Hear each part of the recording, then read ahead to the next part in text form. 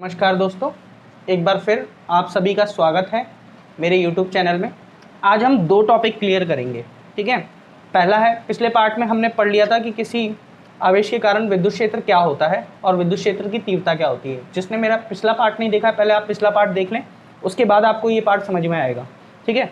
इसमें एक तो हम टॉपिक करेंगे किसी बिंदु आवेश के कारण विद्युत क्षेत्र की तीव्रता, और दूसरा हम करेंगे इसमें अध्यारोपण का सिद्धांत, जो हम पहले कर चुके हैं, इसलिए मैं इसको एक ही वीडियो में कवर करूंगा। देखिए, विद्युत क्षेत्र की तीव्रता किसके कारण? किसी बिंदुवत आवेश के कारण। तो मैं एक बिंदुवत आवेश ले लेता हूँ कि एक आवेश है, ठीक है। इसके कारण मुझे देखना है कि विद्युत क्षेत्र की तीव्रता कितनी है। तो मैंने क्या करा, एक परीक्षण आवेश रख लिया। परीक्षण आवेश के बारे में मैंने आपको पिछले वीडियो में बताया है कि कितनी दूरी पर रखा है, r दूरी पर रखा है। तो अब ये आवेश है, इसके कारण इस आवेश पर बल लगेगा इस दिशा में, ठीक है, इस दिशा में लगेगा। और Q0 जो है हमारा, वो क्या है? परीक्षण आवेश, ठीक है। इसका नाम दिया है परीक्षण आवेश। तो जो बल लग रहा है इस तरफ, तो इस जगह का नाम दे देते O और इसको नाम दे देते P। तो हमने माना कि एक बिंदु आवेश Q बिंदु O पर रखा है, जिससे r दूरी पर Q0 आवेश स्थित है, ठीक है। तो Q0 क्या है? परीक्षण आवेश है। तो हम Q0 को क्या मान लेते हैं? Q0 हम 1 कूलाम मान लेते हैं। 1 कूलाम बाद में मानेंगे, पहले बल निकाल लेते हैं। Q के कारण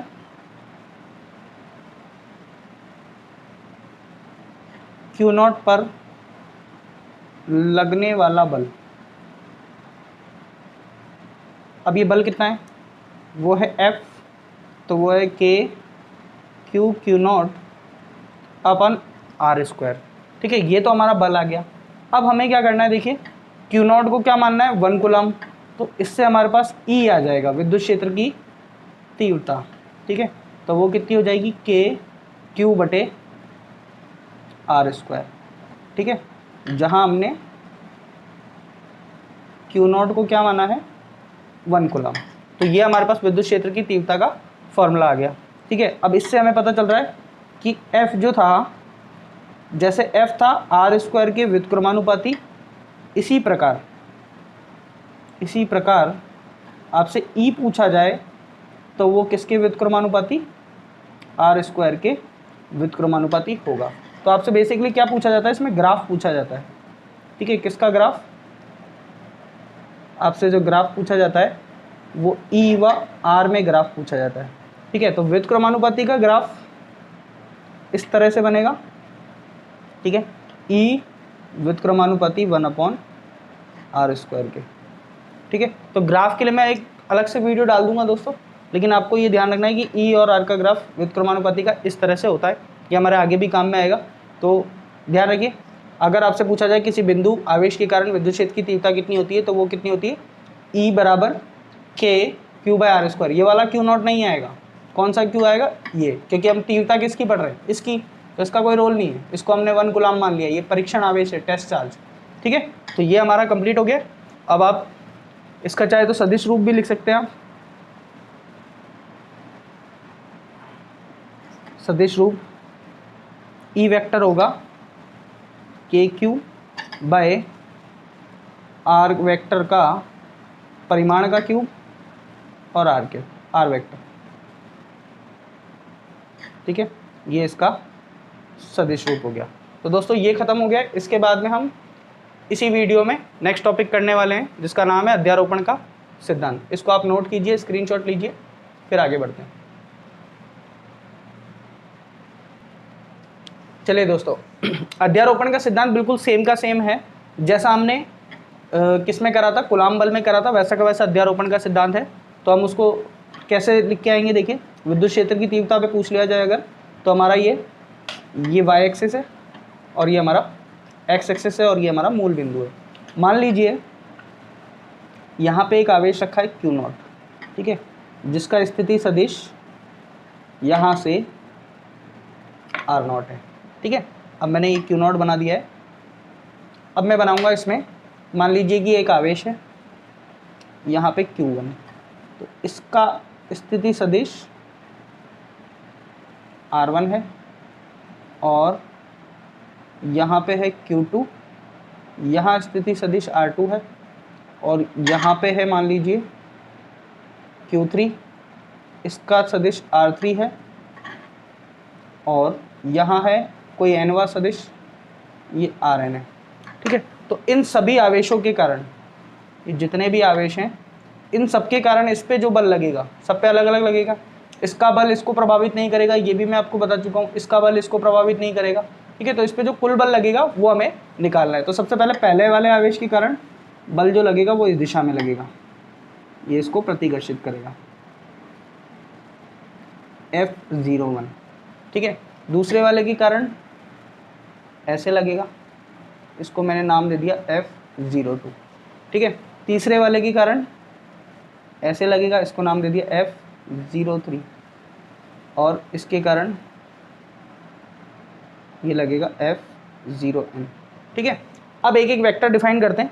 तो ये जो वेक्टर है ये R01 है, ठीक है, इसके सापेक्ष इसका स्थिति सदिश, और ये R02 जो है ये R02 है और ये R03 है और ये R0n है, ठीक है। तो इसके कारण सबके कारण बल निकालना है आपको।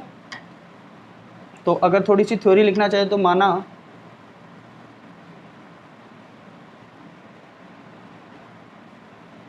एक आवेश Q पर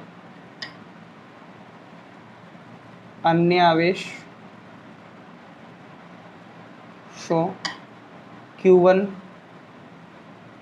ये Q नॉट कर लो, Q2, Q3 dash dash dash, Qn के कारण विद्युत क्षेत्र क्रमशः E1,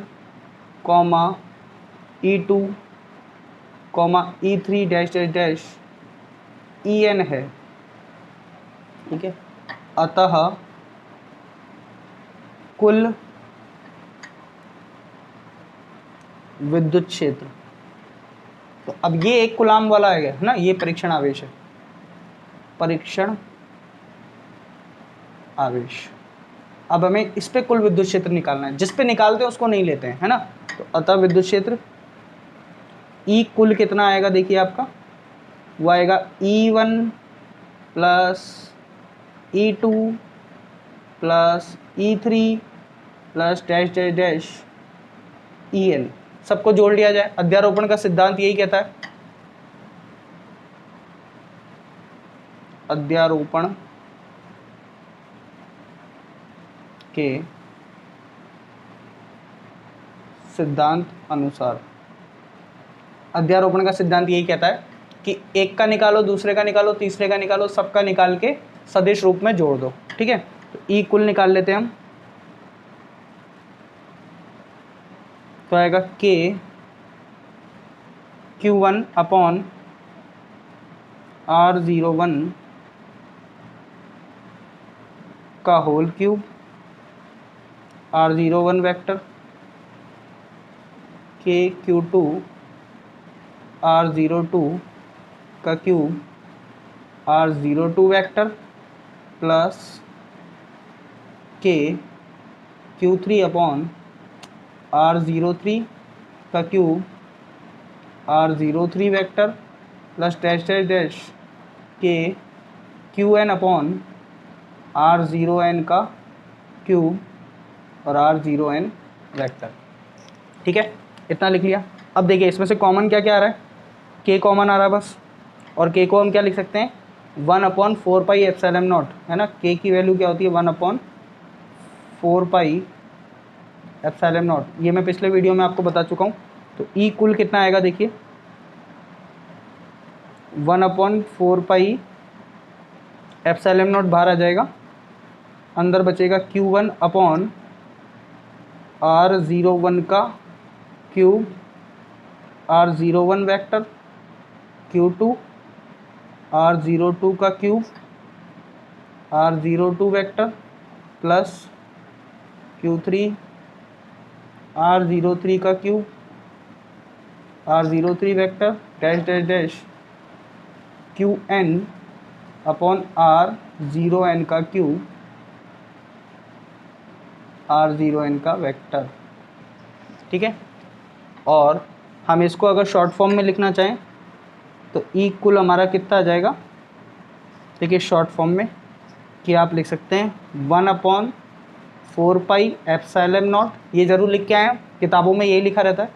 अब आप लगाएं सिग्मा, ठीक है, सिग्मा का के लिए ये जोड़ने के लिए इसको प्लस प्लस प्लस सिग्मा, आपको कौन कौन सी टर्म जोड़नी है देखिए, क्यू की जगह लिख दीजिए आप आई अपॉन 0i का क्यूब 0i का वेक्टर। ठीक है, अब इस फॉर्म को समझ लीजिए, और i इज इक्वल टू 0 से लेके n तक। अब समझिए, पहले i की वैल्यू 1 से लेके i की वैल्यू 1 रखिए, तो यहाँ भी 1 आएगा, यहाँ भी 1 आएगा और यहाँ पे भी 1 आ जाएगा। ठीक है, i की जगह जहाँ जहाँ पे 1 था वहाँ पे क्या रख दिया मैंने i, फिर आएगा सिग्मा, सिग्मा यानी प्लस, ये प्लस आ गया, फिर उसके बाद i की जगह 2 रखिए, सब जगह 2 रखिए। ठीक है, तो ये फॉर्म बनेगी, फिर लगाइए सिग्मा यानी प्लस, फिर i की जगह 3 रखिए और ये कहाँ तक जाएगा, n तक जाएगा। ठीक है, तो इसको इस फॉर्म में लिखते हैं हम शॉर्ट फॉर्म में। तो ये आपका हो गया दोस्तों अध्यारोपण का सिद्धांत। आई होप कि आपको समझ में आया होगा सब कुछ इसमें, तो कोई टफ चीज़ नहीं है, पहले भी हम अध्यारोपण का सिद्धांत कर चुके हैं। और आपको कोई डाउट हो तो कमेंट बॉक्स में आप अपना डाउट लिख सकते हैं, जो भी आप पूछना चाहते हैं, या आपको कोई क्वेश्चंस है, आपको कुछ पूछना है, कोई सॉल्व करवाना है, तो वो आप पूछ सकते हैं। तो आप इस वीडियो को लाइक करें, दोस्तों के साथ शेयर करें, और मैं ऐसे आगे आपको पूरे चैप्टर की सीरीज़ बना के दूंगा, जिससे आप अपनी एग्ज़ाम की प्रिपरेशन अच्छी कर सकते हैं। ठीक है, तो मिलते हैं नेक्स्ट वीडियो में दोस्तों। Thank you so much.